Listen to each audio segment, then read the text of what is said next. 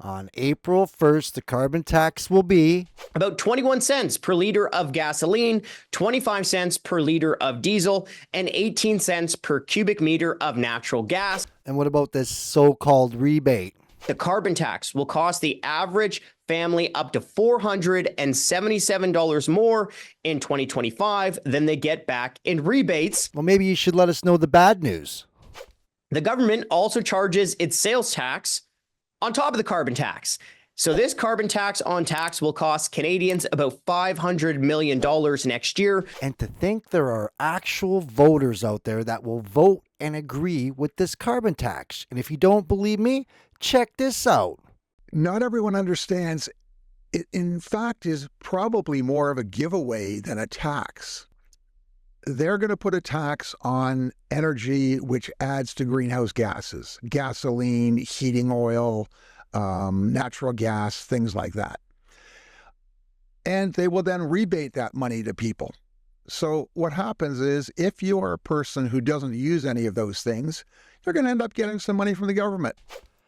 And what planet is this guy on to think that you're not going to use any of those things? You got to drive to work. You got to heat your home. I mean, what are you going to do? Carry your groceries from the grocery store to your house on your foot? You're going to jump on the bus? How about a bicycle? No, you need to drive.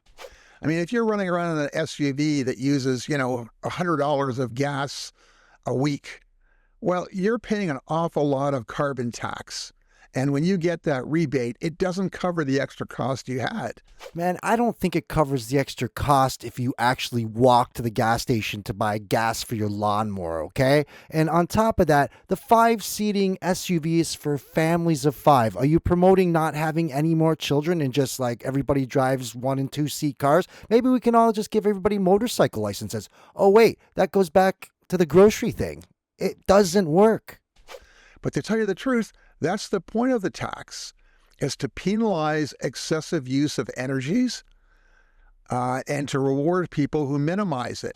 Then he looks you right in the eye and he goes, to tell you the truth. So what are you going to do, Pierre? Fine, axe the tax. How are you going to address climate change? Tell us, because you just refuse to. You just find it easy and convenient to go rah, rah, rah. It's hurting you, axe the tax. And the alternative is, oh, keep the tax, double it, triple it. Hell, let's tax you to death. Taxes make up about half of the price. You might remember Trudeau brought in a capital gains tax hike through budget 2024. Well, so Canada's capital stock, according to Jack Mintz, will fall by $127 billion. Employment would decline by $414,000. Real per capita GDP, will decline by 3%. So the capital gains tax hike, a huge drag on taxpayers and on our economy. In June 2024, the Trudeau government also announced an online streaming tax, which will cost about $200 million per year, and also imposed a digital services tax, which targets large companies operating online marketplaces, social media platforms, and earning revenue from online advertising. You can expect companies to pass a huge portion of that tax onto you through higher prices. An economic impact assessment of the French digital services tax shows that about 55% of the total tax burden will be passed on to consumers, 40% to online vendors, and only 5% borne by digital companies by the new tax.